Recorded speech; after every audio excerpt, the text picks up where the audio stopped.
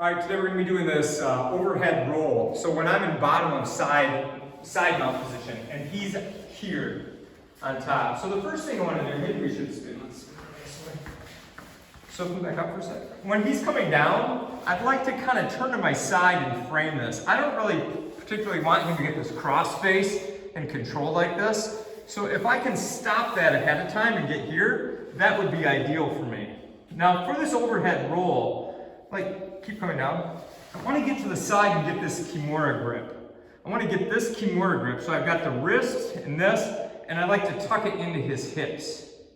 So I've got this position. I don't really want it to finish the Kimura, I just want it in this position. Now a lot of times I will hold this really light, and he'll try to square up to me coming around to the side, which kind of gives me more of what I want. And I keep walking underneath, and then roll him over me. From this position, I could finish with a Kimura, but I'll just show you the rolls. One more time. So he comes down and I get this position. Now if he's laying on me heavy, like this keeps a lot of the weight off of me too. And sometimes I can kind of bump up and force this and get the roll.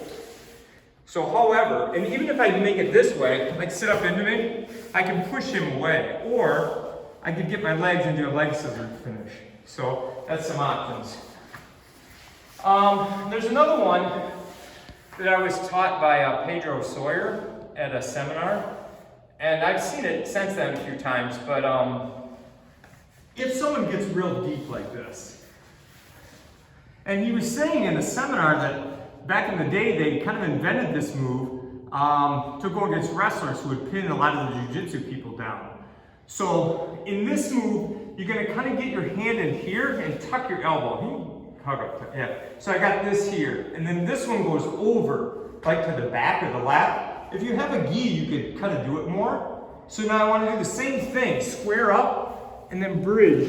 And then I can use this, which kind of gives me the arm bar too.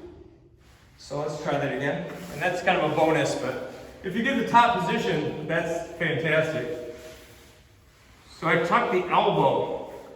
I'm tucking the elbow in his body and bringing this to the other side. Sometimes if I stay real loose, they'll walk north-south.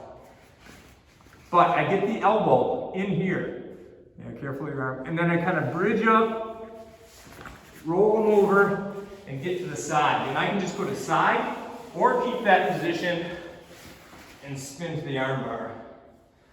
So there are two different variations of an overhead roll. One is when I have the Kimura grip, and the other is they have the cross face on me, so I have to do this, reach around, and if it's no-gi, I can grab their lat, and I always want to walk my feet, get north-south, and once I get to the tipping point, they go kind of easy. And the finish from there, there's many. So that's the overhead roll from side, bottom side.